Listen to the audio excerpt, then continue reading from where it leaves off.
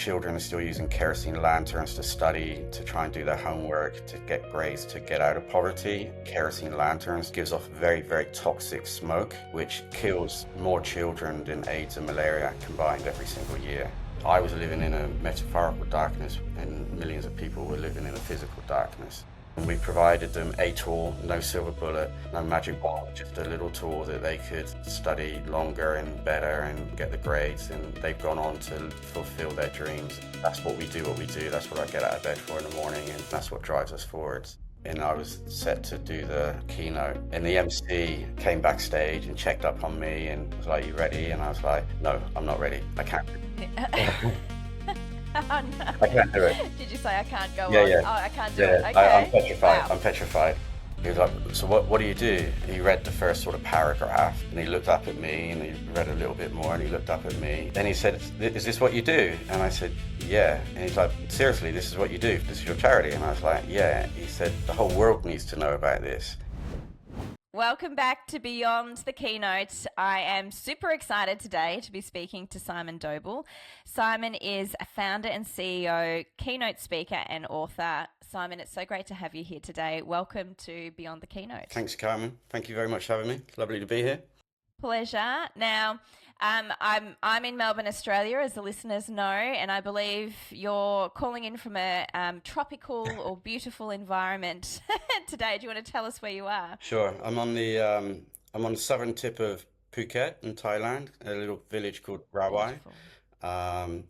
at a fitness retreat, working hard to get my fitness at Amazing. peak performance so I can deliver the best keynotes I can. So Woo! I love that. Sounds exciting. yeah. Well, let's go back in time, because you obviously have the pleasure of delivering incredible keynotes all around the world now in your life today. But I love to uncover where all of that came from, and as a child, if you ever imagined that that's something that you would be doing. So when you were little Simon, do you remember any adults saying, "What do you want to be when you grow up?" And do you remember what you answered? Um, I do. Most adults just scratched my head and said, "What are we going to do with him?" Um, that was that was most responses of my adult interaction as a child. Is Uh, that because you were a naughty child? Did you yes, get yourself into yeah, trouble? yeah. Once or twice, Did. once or twice. Okay. Um, I was a little distracted, shall we say, as a child in class in school. Um, but a lot of my father's peers and employees and stuff would ask me what I wanted to do when I grow up, and I always it was business for me. I grew up in a very entrepreneurial family and a family business. It was quite large, and um, and it was always business, business, business. It was a We would have business conversations around the dining room table on Sunday afternoon, and so that felt like my path forward, and felt natural for me. Um, but I also wanted to set the world on fire in a way. I always dreamt of having a positive impact on whatever I did or do, and I think that was something that was in me from a very young age. So I'm pleased to be able to walk that path still at my age now. So. Amazing. So do you remember as a young boy thinking about lighting up the world and what that meant to you back then? How did you think you were going to light up the world? I don't know. I don't know. I just remember there's moments in my childhood, where you just sort of teachers put you to one side or whatever, and they give you a little pep talk and stuff, and a lot, I was always like the captain of the sports team, or the head boy or whatever, and prefect and stuff, and so I was like a leader in a way, and sometimes I would Mm. lead my friends or group of, of school friends into trouble, and sometimes it would be we would get into good stuff, and in my leaving school report was Simon is a natural born leader. He just needs to decide which way he's going to lead people. So I Interesting. think that was a path that maybe I identified as a young boy, and I didn't know what I was going to do. I left university and was aiming to work in the city as a trader. Um, Hmm. but I did that for 2 weeks, and it was quite a horrific experience. The gluttony and greed and, Wow. and all that. So then And where are we? What country are we in right now? Where were you we're in born? the UK. Uh, In the I'm UK. I'm a Okay. Somerset lad from southwest England. Okay. Grew up on a farm. Ah, very good. Uh, Oh, beautiful. yeah. And so the trade floor was not the place for you. It was a bit of a bloodbath. Yes. Yeah. It wasn't Hmm. didn't align with my morals, I guess, and where I felt I needed to go in life. So I left England not long after university, straight after university, pretty much, and traveled for a number of years through Africa and volunteered and across the world, Bangladesh and different parts. And that's where I really sort of found an affinity to sort of where I felt like I sat in the world and could offer insight and support to some of the most marginalized and impoverished people. So that was my calling, I Mm. guess. So Yeah, amazing. And do you remember the first time you had to speak in front of a group of people? Was that something that you were required to do in, we call it primary school and secondary college here? I'm not sure what you call it in England, but do you remember having to do that younger in school, or was it not till you were in university? yeah, we had to do it at school. I don't really remember too much. I was quite extroverted in school, but introverted in my mind. So that was around my peers. It was quite a natural environment to be in. You know, obviously in the locker room, you're geeing your teammates up to go into battle or whatever. So at 13 years of old playing football, it's like let's go and you know score a few more goals or whatever. But the first time I actually spoke in a fairly stressful environment was at a wedding. I was best man at a wedding at 16 years of age, Okay. and Oh, wow. That's young and for best man. yeah, yeah. The groom was a lot older than me. My brother Mm, is a lot older than me. okay. So there was quite a few people, 200 or 300 people, and I did a Mm. terrible job, uh, utterly terrible job. Um, What do you think was terrible about it? I got very emotional. Um, Okay. uh, Well, you're at a wedding. That's okay. yeah, very tearful. It was very poignant and you know a lot of people resonated with it, but ultimately it wasn't. It wouldn't make a bloopers reel on humor for a best man speech, I don't think. So, Okay. but I remember uh, leaving that thinking I'm never doing that again. I uh-huh. vividly remember that. You can keep that. I don't want to be a best man again, you know. So, Mm-hmm. uh, Okay.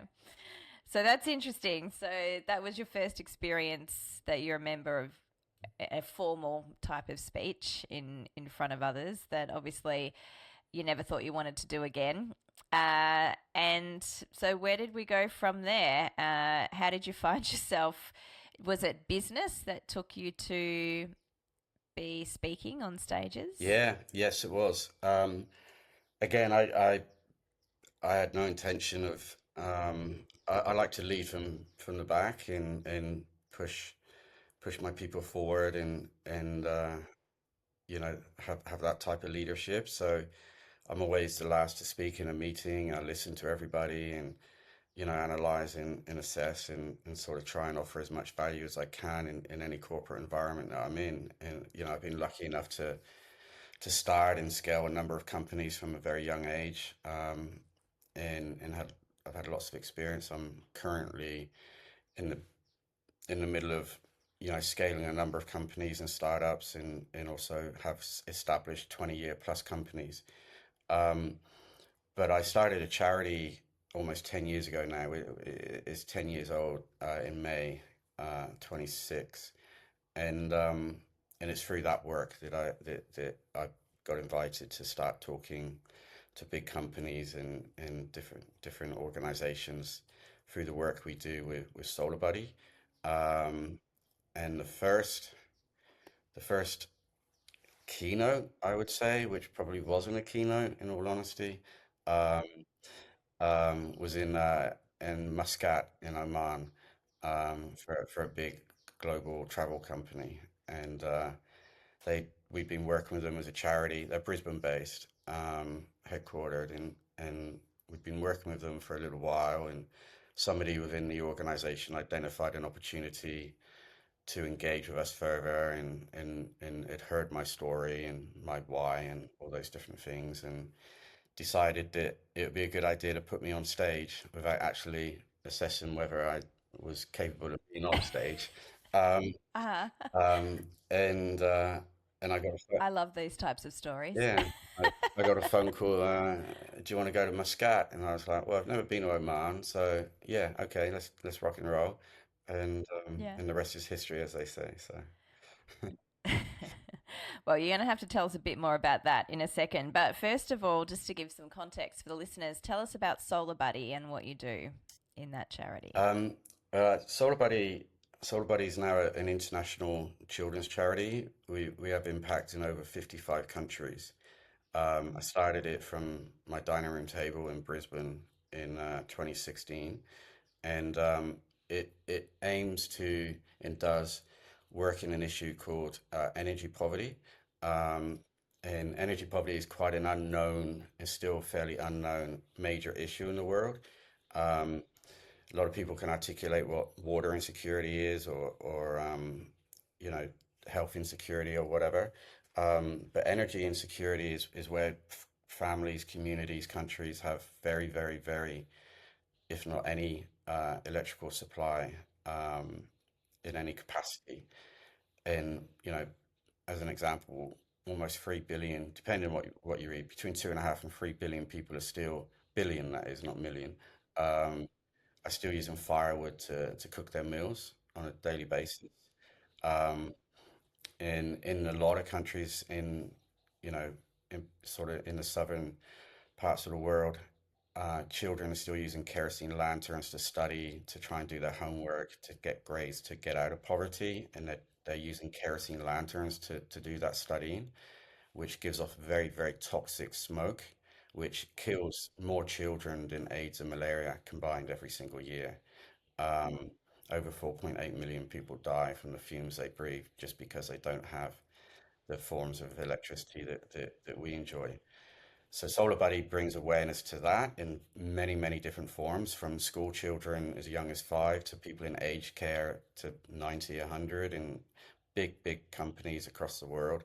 And we bring a knowledge and an activity and an understanding and an empowerment to them so we can then on their behalf deliver life-changing solar solutions to children and families across the world so they can study and live in a safe, toxic environment, and spend family time together without actually killing them. And we're the largest in the world that does that. So.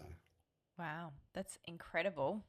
Uh, would love to hear some more stories from that. I'm sure you've got lots of stories of families that have been impacted positively from the work that you're doing. But I'm going to cut back to the stage in Oman now. Okay. So this is the first time you're speaking on behalf of SolarBuddy. You said that it wasn't really a keynote, or you wouldn't class it as a keynote in the end. So tell us, how big was the audience? How big was the stage? How did you feel? How did you get through it? And do you feel that you still caused an impact, even if it wasn't the most amazing speech you've done in your lifetime? Yes, yes, definitely. I was probably a little bit harsh on myself. It was very impactful, very memorable for very large number of people in the audience. Size of the audience about 300, I think, maybe 400. Um, it was a group of travel executives from all parts of the world, um, and the stage was, I don't know, maybe 15 meters by 5 meters, meter elevation, in a ballroom in a very nice hotel in Muscat. And I'd flown over from Australia a couple of days before, and got my bearings and stuff. And I wrote my speech or keynote on the plane, in classic last minute format. Um, Ironically, a gentleman that was in the audience at the conference and was going to be in the audience when I delivered. was sat next to me on the plane. So I'm Okay. scribbling away, and then we're talking, and he's like, "What are you doing?" I'm like, "I'm going here," and he's like, "Oh, I'm going there as well." And then I was like, "Oh my God, Oh, wow. do I run this past him, or is that unprofessional? Like, where does this work, you know?" But that was quite funny. And then yeah, I sort of paced around my hotel room for the day prior, trying to learn my keynote, and it was all a little bit ad hoc and chaotic. And very, very nervous. I am an introvert in the sense of, my work and how I think. So being thrust into the spotlight, which, back then at that point, the spotlight was very bright and scary, and uncharted territory for me. So that built up the nerves even more. And I remember vividly sort of heading towards the event downstairs, and getting more and more nervous, and eventually I sort of got into the back room, and there was a break between, one of the C-suiters or whatever delivering their end of year results, and I was set to do the sort of keynote. And the MC, um, who's a friend now, has been a friend ever since that day, um, came backstage and checked up on me and was like, "You ready?" And I was like, "No, I'm not ready. I can't. Yeah. Oh, no. I can't do it." Did you say I can't go Yeah, on? yeah. Oh, I can't do it. Yeah, I'm Okay. petrified. Wow. I'm petrified. Like, I can't do it. And he was like, "What do you mean you can't do it?" And I was like, I can't. I've never done this before. I can't do it." And it wasn't like Oh, last no. minute nerves. It was Did you sheer say I can't go like on? Oh, I anxiety can't do it. attack, Okay. petrified kind Wow. of stuff. Um, Uh-huh. and he a very caring guy, Graham, and he was like, "So what do you do? Tell me what you do, and see if I can help." And I handed him my 5 pieces Okay. of paper that I was never going to read from. They were just I was holding on to them for dear life. Um, and he read the first sort of paragraph, and he looked up at me, and he read a little bit more, and he looked up at me, and this was like 3 minutes before we meant to go. I'm mic'd up. And I'm like, "Please, can Yeah. you do it for me?" And uh, and he said, "Is this what you do?" And I said, "Yeah." And he's like, "Seriously, this is what you do for this is your charity?" And I was like, "Yeah." He said, "The whole Yeah. world needs to know about this."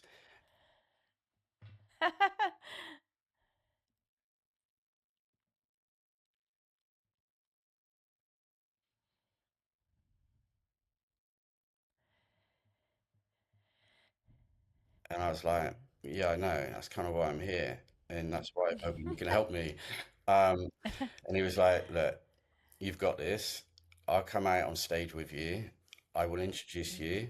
I will stand next to you, and we will talk. And when you feel Mhm. comfortable, I'll step back. And when you don't feel Mm. comfortable, look for me, and I'll step forward again, and I'll be there." Oh, amazing. And What a great person. unbelievable. And Mm. I was like, "Okay, I can deal with that. And we hugged, Yeah.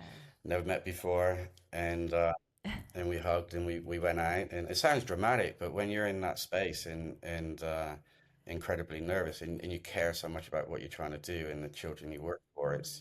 you're representing them, and you want to get it right. Yeah. And we went out, and he introduced me. He gave me a beautiful introduction, which very much oversold me. Um, and then nature took its course, and I got more and more confident of every word that came out that I could say and articulate without stuttering or whatever. Mm. And then I consciously saw Graham just step back a little bit, and I grew with confidence, and then yeah, 40, 50 minutes later, it was like, you know, um, standing sort of ovation, and lots and lots of people coming up to me in tears and hugs and thanking me, No. and it was a bit of a special moment, to be honest with you. So It sounds like a special moment. That's amazing. What an incredible story. And and it just goes to show that when you're speaking about something that's as important as what you're speaking about, it doesn't have to be in any way perfect. I mean, obviously, you can continue to work on the craft so that you can be even more and more impactful. Um, but I love what the MC said. People need to hear Mm, this message. mm. So let's just get it out however we can get it out right now, Yeah, and go from there. And the only way you're gaining confidence with speaking is by speaking. absolutely. So you kind of need to walk off that ledge and do it, and then you continue to get better and better. Yeah, 100. Um, yeah. Wow. And it is interesting because, and even a lot of clients that I've worked with in the past, they're far more comfortable with a panel discussion than a keynote initially, Hmm. because it does feel more like a conversation, and you've got people beside you, and it's not just you up there trying to hold the whole room. Yeah. So I love the approach that he took in, I can just ask you some questions and we can just chat, and then maybe I'll step back a bit and you can take the floor when you're comfortable, but I'm there and I'll come back in if you need me to come back in. Yeah, So no wonder you're still friends today. What a great yeah. story. It was very special, and I probably wouldn't be sat here now if it wasn't for Graham, to be perfectly honest with you. Um, Yes. he was very, very kind, and still is a very kind man, and we shared the stage a few times now over the years. So yeah, Okay. there's a real bond there, which is really nice. Oh, and does he normally MC? How have you shared the stage? Has he been involved in your keynote, or has it been he's MCing your Well, the keynote company evening? that booked me for that actual gig, Graham works for, um, and they're a huge organization across the world. So they have lots of conferences, lots of events, lots of engagement with their people. Um, Mm-hmm. and if Graham's there, Graham's the MC. Mm-hmm. He's the Okay. he's the guy in the bright shirt on stage, loving the limelight sort of thing. Um, Yeah. and so the company has a very, very large, the main global, it's called Global Gathering, once a Mm-hmm. year, and very famous people come and work across the weekend, from music acts to very main keynote speakers, ex-US presidents, that sort of stuff. And Mm-hmm. I've spoken at global gatherings, and Graham has always been by my side at those, because we're sort of Amazing. within the organization. I know I'm not affiliated to the organization at all, apart from Mm-hmm. charity partnerships. Um, we're sort of a little bit of a double act there, I guess. And I love it. goes all the way back to Oman, and it's a continuation of that. And he loves the limelight, and I love him having the limelight and me bouncing off him, so it kind of works. So Oh, good. yeah. That's very cool. Very cool. So, as an introvert, and interestingly enough, I am an introvert too, but I loved theatre growing up. So, when I was a little girl, my mum just enrolled me in calisthenics, and then I ended up on stage at the end of year concert, which my whole family thought I would run off crying from. But I did the opposite. I loved it up there. And for me, when it came to acting, because I was playing a character, it was okay because I could kind of hide behind the character up on stage. It wasn't like everyone was looking at me. And then when I got into corporate business and had to speak from that perspective, it was like, oh, okay, now it's me speaking. This is my opinion. Everyone's looking at me. And I had to bring in some of the performance skills that I'd learnt in theatre to get me through until I became more confident as time went on. So, for all the people that are listening, because our audience is a real mixture of people who are already incredible speakers, who just love hearing all of the stories of other incredible speakers around the world, and people who would love to speak for whatever reason it is for them. So, for all the introverts who maybe think that you have to be extroverted to be a great speaker, which you do not, have you developed any techniques over time that you implement or that you do prior to going on stage to help prepare you to get out there? Um, yeah, yeah. Breathing, keeping calm, um, being prepared is probably the big one. I used to. I used to be so busy that I was doing so many that I wouldn't know what city I was into the next at some points, and I was working really hard to try and make each one unique to the audience, whether it was execs or grads or whatever, and everything in between. And then I try and make each one unique to the industry that I was talking to as well, whether it's tech or banking or health, whatever. Um, and then that became a little bit difficult because there were so many, and so then I sort of really worked on a core spine of content, and then developed a strategy where I like to keep a core spine of what I'm talking about, so the messaging is on point, but then have the ability to go off and read the room, understand, and know that I've got pockets of stories that I can bring in along the spine as the journey goes of the delivery. So I sort of picked up that strategy as self-taught. I don't know if anyone else has done that. They probably have, definitely. But that works for me. Um, but ultimately, as an introvert, just coming at peace with the fact that, you know, people want to hear, they want to engage, they want to be connected with. Um, most do, some don't. That's okay. 80-20, whatever. There's some people that are going to be in the room that really don't want to be there, and they're going through the motions, and you look at them and they're looking at their phone or whatever. Well, that's fine. But, you know, 90% of the rest of them are really engaged and on the edge of their seat, or really enjoying what you're doing, and they want to be connected with. And I think that's something that you need to step back and not take yourself too seriously about, because let's have a little bit of fun with this as much as you can, even though my subject matter is fairly serious. Um, it's still got to be engaging and something that they can take away with them. But as an introvert, um, keeping calm, keeping prepared, um, and realizing that probably a key one as well, that the people in the room don't know what you're going to say, and they certainly don't know what you're going to say word for word. So you don't have to know what you're going to say word for word. Memorizing a 45 or 60-minute keynote is virtually impossible unless you're very, very, very well prepared, and you have all the technology around you, and you know your government, or a leader of a country. Then fair enough, you got to get it right. Um, but for us, I think if you stutter or go off on a tangent a little bit, nobody in the room knows you've done that. So if you do it, cool.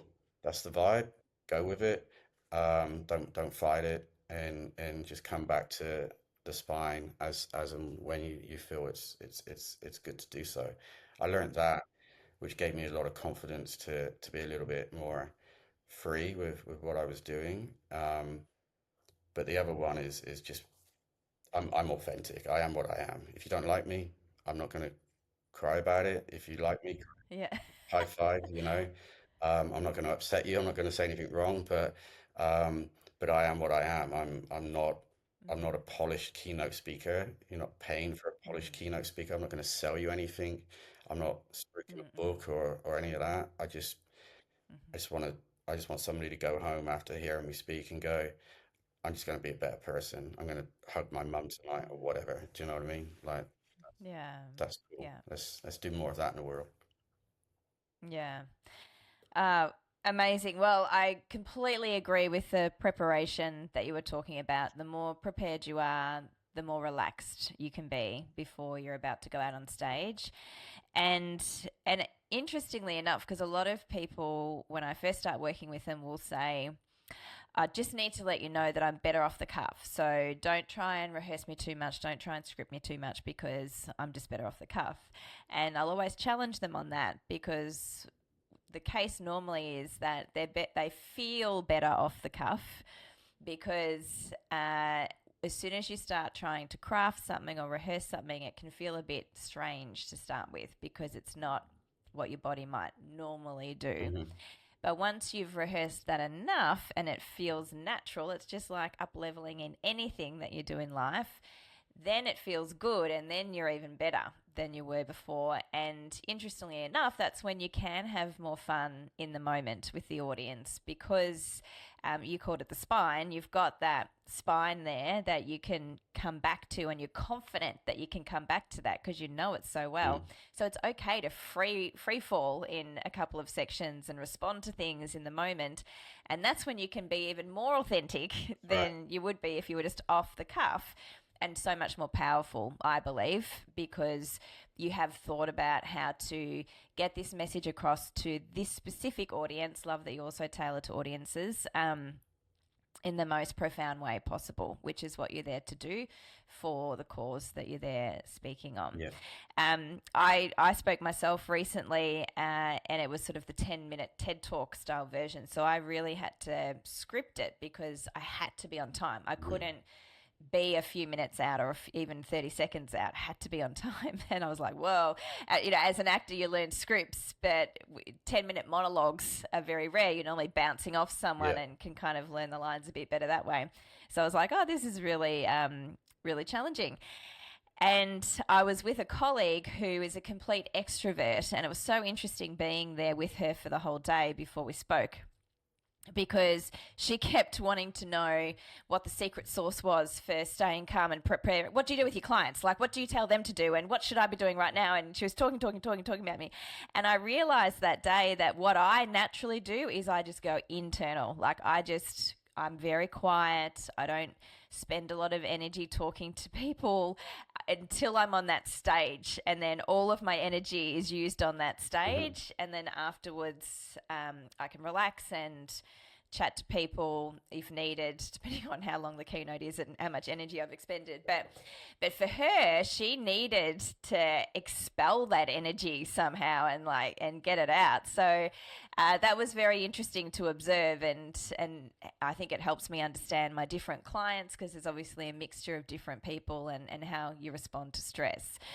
So it's good to come up, and breathing, of course, is another great way to prepare. But your body and your voice is the instrument up there. So warming up in some way is usually a good idea, just like you would if you're running out into a sporting field. You said during the description of the Oman stage and how you prepared, that over time you started preparing more, and you wanted to figure out how to make it engaging for the audience, even though you're talking on something that's a pretty serious topic. So tell us about, what have you discovered, or what are some of the techniques you've used over time to help you become more engaging in a serious topic? That's a good question. So we're quite a creative bunch at SolarBuddy and my companies and stuff. We work on a lot of new innovations and inventions and whatnot. And so we're always trying to come up with ideas and ways, and energy poverty is a really difficult subject matter to get across visually through imagery, because you take a photo of a home in the middle of Tanzania or Ethiopia or whatever, and it's in energy poverty. Well, it's just a black picture, right? That's it. Like, it's so hard.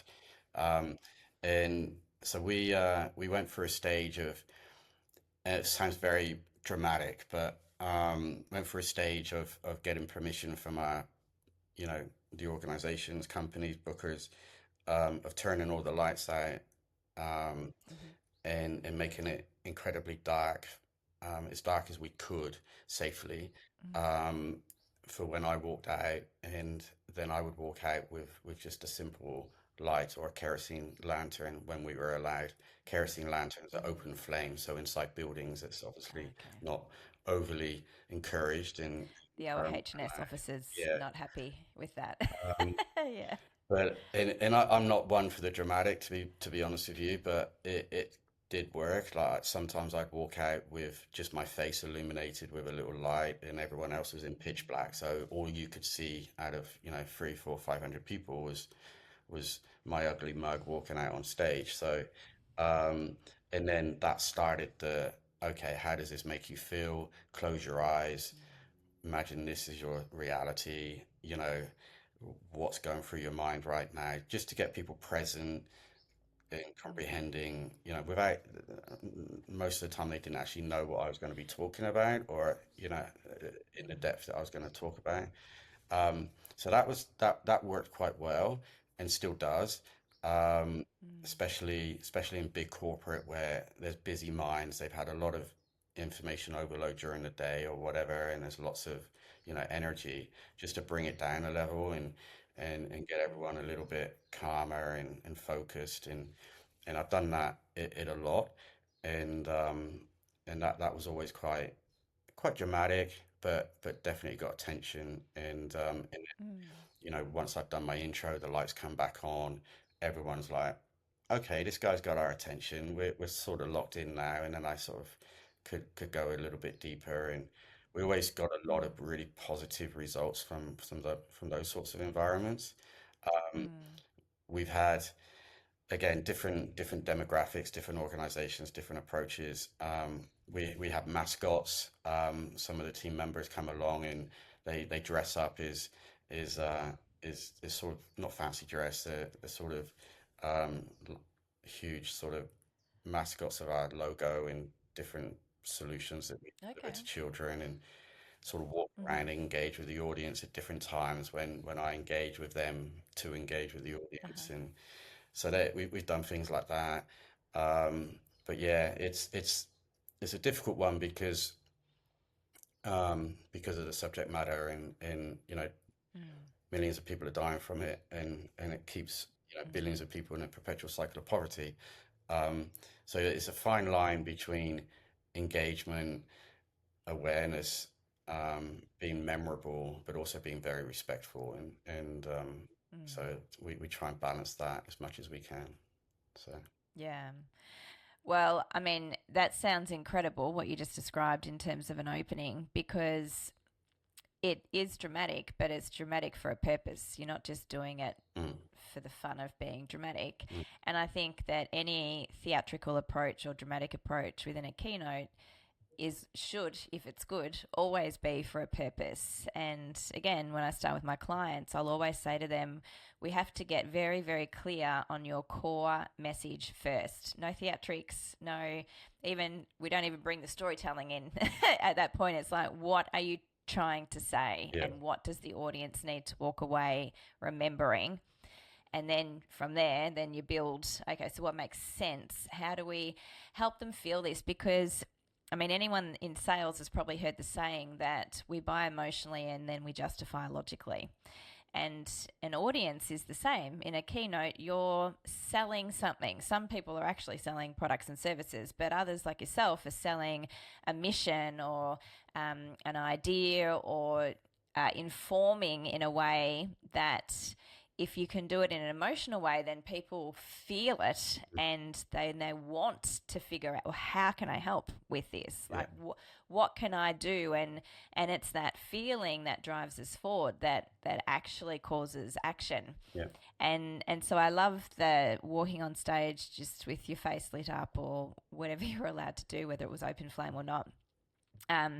Just to give that feeling of, okay, and even if it was for the adults in the audience, if they had children, imagining your children studying, having to do it in front of this light that's actually potentially causing death in because of what they're inhaling and breathing in. So I love that. And the mascot sounds very fun. So I'd be yeah, interested to know what the mascots are doing in the audience. But obviously, audience interaction can be a great way to break things up. And as you said, if it's a business conference and people have had to listen intently for long periods of time for the day, and not every keynote is as engaging or interesting as each other. So sometimes maybe the information's important, but the way it's being delivered is not so engaging, and it takes more energy and brain power for the audience to actually continue to try and listen so they can mm, walk away mm, with the message. sure, Um, I've got a client at the dark, and what you were achieving is very similar to something. I've got another client who has a very tragic story that we open with, and part of the message that we need to get across, or we actually need to have the audience hear her voice for the first time, and it's so deep because of what happened to her that she sounds like a man. And so we have her start speaking in the dark and explain the voice first so that the voice doesn't distract for the whole rest of the keynote as she's talking and people are trying to figure out if she's male or female or what has happened. Um, and and again, it is dramatic, but it's very relevant to, and there's a big reason as to why we're doing it, and it's unforgettable. So people really feel the Yeah. message. So it sounds like you, since that initial stage in Oman, you've had the pleasure of speaking on many, many stages around the world. Has there been a highlight? I'd love to know if there's been a particular stage that was a highlight, maybe because of what you're able to achieve in terms of what the audience did post, or maybe just because of whatever happened when you're out there on stage. And have you had to speak in front of very small, intimate groups as well as very large groups? And is there one or the other that you prefer, or do you like both situations? Um, Good questions. I've spoken all across the world, major capital cities, and um, Times Square in New York, um, you know, all across America, Europe, um, major major government meetings, Davos, that sort of stuff. Um, Singapore, Hong Kong, Shanghai, Japan, everywhere. Um, um, what would be a highlight? Um, I think I did one in Austin, Texas, I think it was, where the audience was very, very, very senior tech people, um, um, like from the big tech companies, and there was some of the wealthiest people in the world in the room. Um, that kind of felt a little bit odd, to be honest with you, um, in the sense that I had a huge imposter syndrome.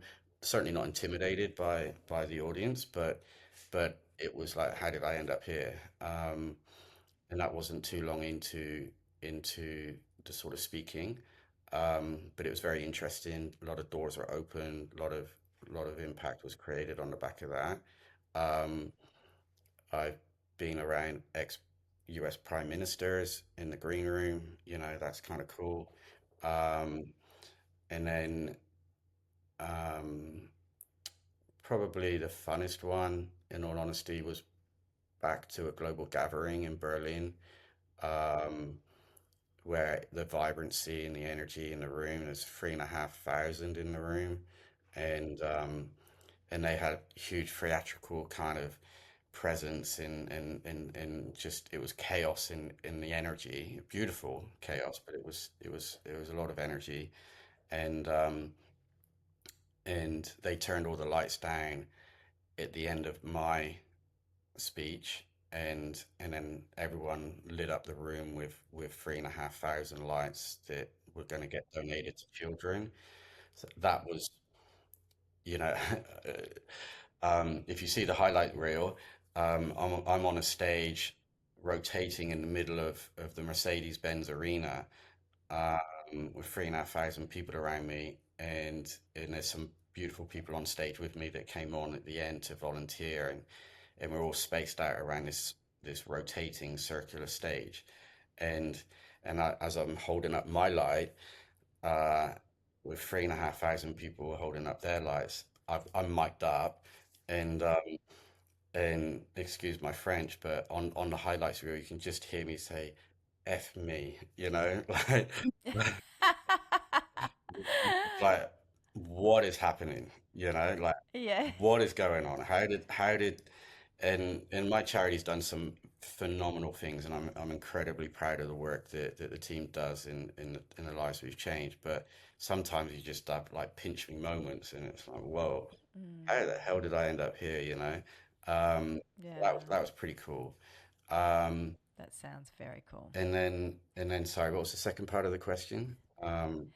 The second part was, have you had to speak in front of intimate groups versus large groups? So the 3,500 on stage would be a large group. Yeah. But are you ever speaking in front of 50 people or 100 people? Yeah, quite often. I And how do you see the difference? So as a speaker, do you feel that you need to do different things or turn up differently in front of a really large crowd versus a smaller crowd? I think subconsciously, yes, it's there, like you get a bit more amped up for the big ones as you do for the more intimate ones. I prefer the intimate ones. That's a comfort zone for me, 50, 75, 100. Um, you still bring the same energy and the same enthusiasm, but you just feel like Mm. I love the Q&As at the end. I love the engagement at the end, and I'm unlimited on my time for that because that's where a lot of engagement comes from for the work we do. And you get a lot more of those engaging questions in directions you can take the conversation in when it's more intimate. People are just naturally more comfortable to put a hand up and ask in front of 50 people as opposed to 5,000 people. Um, Yes. just pure Mm. logistics. So I really enjoy them. I've again had some amazing outcomes from those sorts of conversations. Very, very large NASA contractor in America. That was in Dallas, Dallas, Mm-hmm. Texas. That was a really intimate, high level management team from that company, and some really, really interesting conversations came out of that around technology Mm. and the work that we're doing. Um, because they were all engineers, it was very, very insightful. Um, but yeah, I love both. My natural environment would be the smaller groups, but you can get your message across to far more people, obviously, in a larger Mm. platform. I think the largest is 63,000 people. So That you've spoken in front of? yeah, Yeah. yeah, And where was that? in South Africa. Okay. Amazing. Mm. Okay. So I think there is a big difference as the speaker and as the performer. And when I say performer, you're being yourself, you're performing as yourself, but you need to bring out some performance qualities when you're in front of 63,000 people, for instance, versus 100 people in a smaller room. So, how do you find the difference? So, for me, for instance, it's about the amount of energy that I need to expend on stage to look normal up there. So, if I delivered a message to 50 people in a small room the same way I delivered it to 63,000 on a huge stage, I'd look weird in either. Do you know what I mean? Like you can look a bit flat and boring on the big stage if you deliver the same way as you are in a small room. But then if I went and delivered the same way I would on the big stage in a small room, they'd think I was insane or something. Yeah, yeah. So for you, how have you found, especially as an introvert, how have you found what you've had to do differently potentially in those two different environments? Well, firstly, the time frame you have is vastly different. Um, so you know, if you have more than 10 minutes in front of 63,000, like congratulations,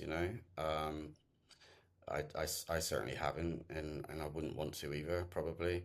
So you similar to your TED or whatever, and I've done similar environments. You have 8 minutes, and you have to say as much as you can and as concisely and impactfully as you can in those 8 minutes, and no more, no less. Um, so you adapt to those environments and those circumstances, and you project your voice a little bit clearer and calmer, and appreciate the crowd that is there to try and pay attention to you for those few minutes. In a more intimate, I'm far more relaxed. I sort of I just feel like I'm having a conversation with friends and family, and the depth and richness and beauty of the work we do comes out a lot more, I feel, because it just feels like it's a natural conversation that um, people have um, people are there for an intimate conversation about work that they don't necessarily know too much about, but are very interested to learn more about. And I take that hat and put that on and try and share some deeper insights into what makes me tick and what makes our work so impactful. And that's what I enjoy. I enjoy sharing those stories that hopefully in those more intimate environments you you you strike a few more chords with people that then go on and hopefully do something um, positive for other people in their lives. Hmm. Okay. Wonderful. And so speaking has been a big part of your strategy in terms of spreading the message when it comes to SolarBuddy.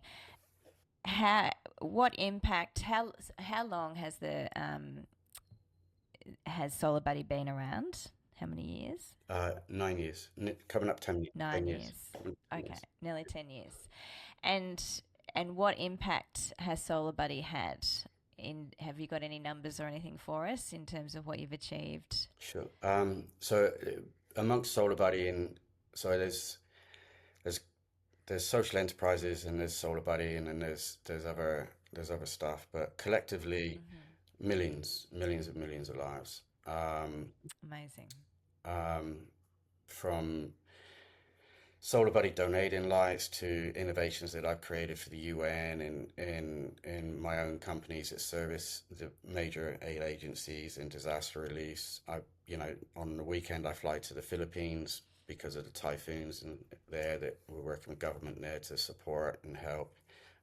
But yeah, millions and millions and millions. I couldn't give you an exact number, um, but Hmm. it's definitely in the high six, 770 million number. That's amazing. Three times the And have you? Australia, probably. Yeah. And do you live in Australia now? Is that where you reside? No, I sort of live in a suitcase, so um, Okay. out of a suitcase. But no, my children live in Australia. I'm Australian Okay. based, um, Hmm. but we between our organisations in the charity, we have offices all over, and I sort of work around and go where the wind sends me, sort of thing. So um, Uh-huh. Very good. So, I would love to hear. Are there any stories you can tell us of um, people that you've impacted that have, that you've made a difference to their lives? Are there any particular stories you've got for us? oh, blimey. Um, It'd be hard to choose out of millions. yeah. Or are there communities, like would it be a whole community, for instance, that has now got access to light and maybe it's shifted the way people live in that community? Yeah, yeah. I started out solarizing and illuminating refugee camps back in the early teens, um, and that's I was a guy that started. Um, it's hard to explain, but when a when an IDP, an internally displaced person, is removed from their community through war or famine, but they still live in their own country. They're considered regarded as an IDP, an internally displaced person. So people in Gaza right now, they've moved from northern Gaza to southern Gaza to the Egyptian border. They're IDPs. They're still in Gaza, but they're internally displaced.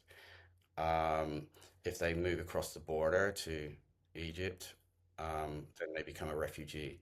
Um, Slightly different scenario in Gaza, but if you imagine that being played out in other parts of the world, whether it's Myanmar or Bangladesh or Tanzania or Somalia or whatever, um, as soon as they cross the border, they become a refugee. And historically, they would from they would be processed by an organization called IOM, International Office of Migration, UN International Office of Migration, and those individuals, would be provided with what's called a core relief kit as they became refugees, and then they were handed over to the United Nations High Commissioner for Refugees, UNHCR, which I was involved with for many years, still am, and back in the day, their core relief kit included a bucket and a tarp and a blanket, some matches, some water purification tablets, and some long life food.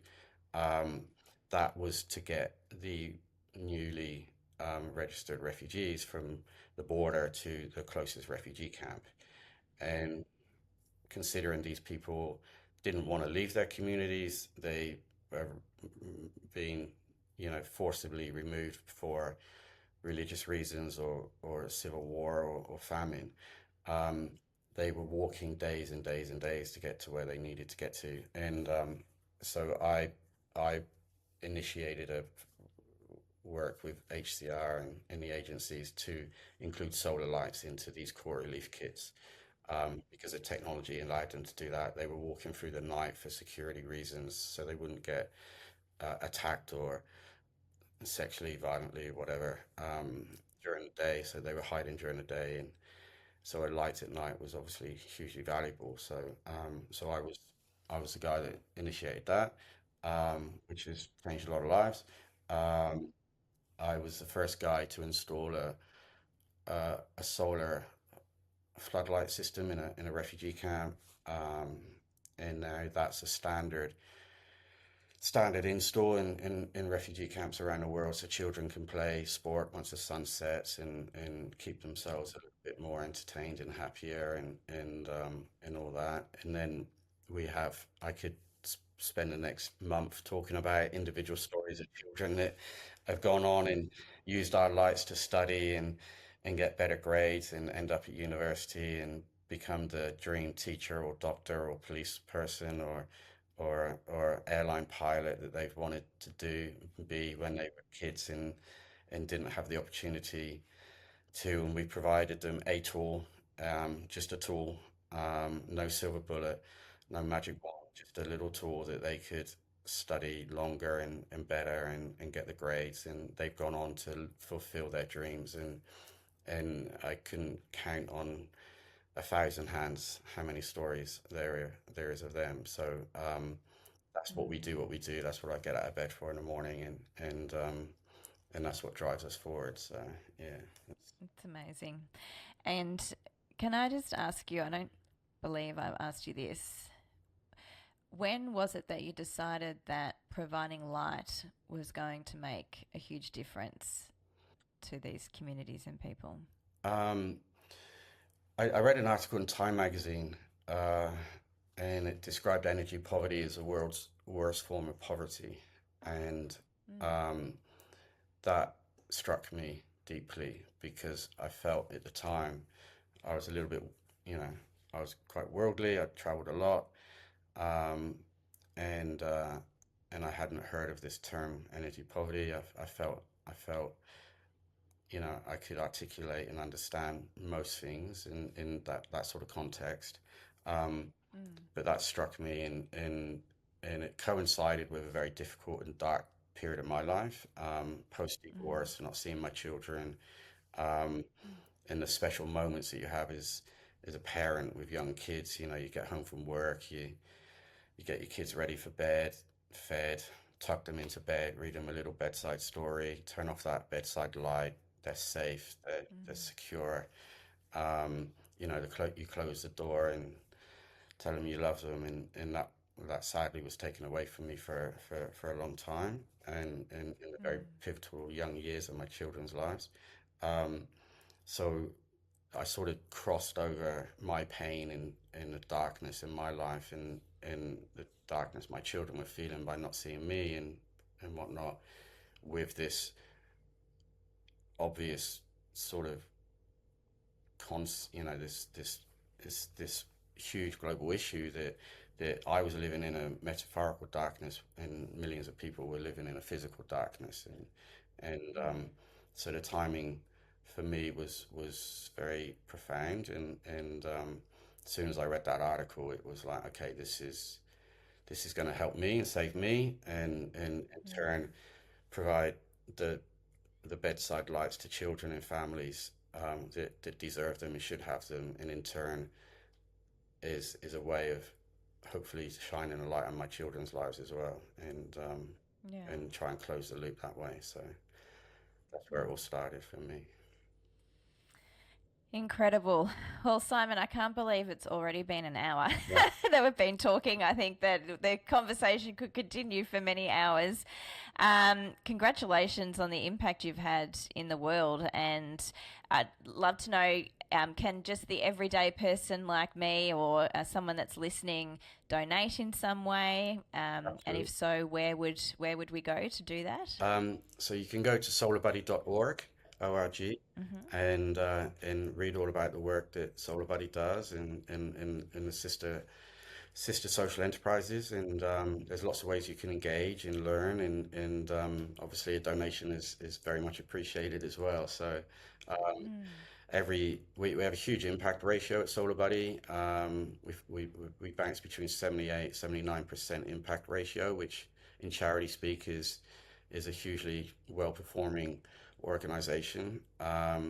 78 cents in the dollar that you donate goes directly to the impact of improving the lives of children.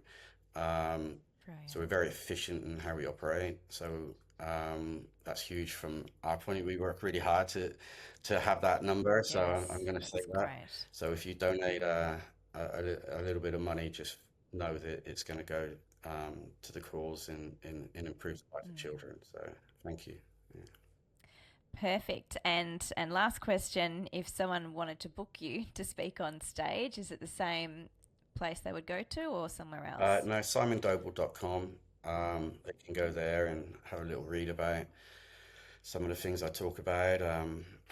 It's not just the charity stuff and energy poverty, but a little bit of thought leadership and social entrepreneurship and purpose and all those different things as well. So Brilliant. go there and have a read, and if I'm your flavor, then go for it, you know. Perfect. Well, it sounds like you've got lots of incredible lessons you could be sharing with audiences. Simon, it's been such a pleasure speaking with you today. Thank you so much for coming on the show. Thanks, Carmen. It's been really nice. Thank you. All right, here's where you're standing. You can close this episode, think that was fun, and go back to doing things the way you've always done them. Or you can decide you're done being the speaker, the leader that people politely applaud and immediately forget. If you want to create the kind of moments we talked about today, the theatrical, the unforgettable, the profitable, I've put together something that'll change how you think about the stage forever. It's called Beyond the Keynote, Creating Your Illuminated Story. No fluff, no theory, just methodology I use with elite speakers and leaders who are done playing small. Go to illuminatedstory.com/masterclass. And hey, if this episode hit you somewhere, share it, leave a review. It takes 30 seconds and helps more people discover that great speaking isn't magic. It's a game, and you can learn to win it. I'm Carmen Sederino. Don't just speak, illuminate. See you next week.